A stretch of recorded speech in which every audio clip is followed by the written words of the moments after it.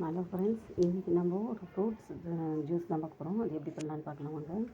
இதுக்கு வந்து எங்கள் வீட்டில் வந்து இன்றைக்கி எல்லா பழமும் இருந்தது. ஆப்பிள், மாம்பழம், அப்புறம் சாத்துக்குடி, வாழைப்பழம், செவ்வாழை அப்படின்னு சொல்லி எல்லா பழமும் இருந்தது. அதை நான் வந்து எல்லாத்தையும் தோல்லாம் எடுத்துட்டேன். ஏன்னா அது கொஞ்சம் தோல் வந்து கொஞ்சம் ஹார்டாக இருக்குது, அதனால் எடுத்துகிட்டேன். நான் எடுத்துகிட்டு அதுக்கப்புறம் எல்லாத்தையும் பீஸாக கட் பண்ணி எடுத்துட்டுருக்கேன். நான் அதை பீஸாக கட் பண்ணி எடுத்துனதுக்கப்புறம் மாம்பழம், செவ்வாழை எல்லாத்தையுமே கட் பண்ணி எடுத்துனதுக்கப்புறமா இது எல்லாத்தையும் ஒரு மிக்ஸி ஜாரில் போட்டுக்கலாம். நம்ம இதை மாதிரி சின்ன சின்ன பீஸாக கட் பண்ணிங்கன்னா உங்களுக்கு ஈஸியாக அரைஞ்சிடும். அதுக்காக நான் சின்ன சின்ன பீஸாக கட் பண்ணி எடுத்துட்டுருக்கேன்.